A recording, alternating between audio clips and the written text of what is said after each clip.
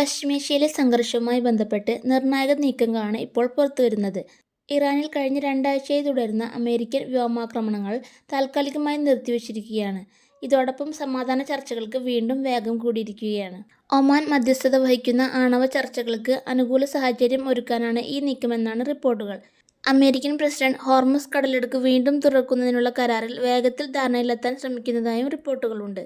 ഇതിനായി ഈജിപ്തും ഖത്തറും സജീവമായി ഇടപെടുന്നുണ്ട്. ഈജിപ്ത് വിദേശകാര്യമന്ത്രി അമേരിക്കയുടെയും ഇറാന്റെയും വിദേശകാര്യമന്ത്രിയുമായി പ്രത്യേക ചർച്ചകളും നടത്തിവരികയാണ്. അതേസമയം ആക്രമണങ്ങൾ താൽക്കാലികമായി നിർത്തിയെങ്കിലും മേഖലയിൽ പൂർണ്ണ സമാധാനം തിരിച്ചെത്തിയിട്ടില്ല. സൗദി അറേബ്യയ്ക്ക് നേരെ ഹൂതി വിമതരുടെ ആക്രമണ ഭീഷണി തുടരുകയാണ്.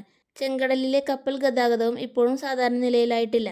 ഇതിനിടെ ഹോർമുസ് കടലിടുക്കിൽ മൊസാംബിക് പതാക വഹിച്ച ഒരു കപ്പലിന് നേരെ ആക്രമണം നടന്നതായി റിപ്പോർട്ടുണ്ട്. കപ്പലിലുണ്ടായിരുന്ന 28 ഇന്ത്യൻ പൗരന്മാരും സുരക്ഷിതരാണെന്ന് അധികൃതർ അറിയിച്ചു. കൂടാതെ കാസ്പിയൻ കടലിൽ വെച്ച് ഒരു ഇറാൻ കപ്പലും ആക്രമിക്കപ്പെട്ടിട്ടുണ്ട്. യുക്രൈൻ നടത്തിയ ആക്രമണത്തിൽ ഒരു നാവികൻ കൊല്ലപ്പെടുകയും മറ്റൊരാൾക്ക് പരിക്കേൽക്കുകയും ചെയ്തതായി റിപ്പോർട്ടുകളുണ്ട്. ഇതിന് ഗുരുതരമായ പ്രത്യാഘാതങ്ങൾ ഉണ്ടാകുമെന്നാണ് ഇറാൻ മുന്നറിയിപ്പ് നൽകിയിരിക്കുന്നത്.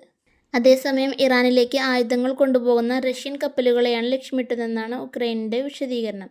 കൂടാതെ ഇസ്രയേൽ ആക്രമണങ്ങളിൽ ഇതുവരെ 3400 പേർ മരിച്ചതായും ഇറാന്റെ ആഭ്യന്തര മന്ത്രാലയം വ്യക്തമാക്കി.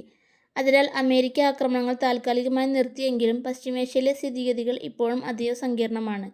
സമാധാന ചർച്ചകൾ വിജയിക്കുമോ അതോ വീണ്ടും സംഘർഷം രൂക്ഷമാകുമോ എന്നതാണ് ഇനി ലോകം ഉറ്റുനോക്കുന്നത്. വീഡിയോ യൂസ്ഫുൾ ആയെങ്കിൽ വീഡിയോ ലൈക്ക് ചെയ്യാനും ചാനൽ സബ്സ്ക്രൈബ് ചെയ്യാനും മറക്കല്ലേ. Thank you for watching.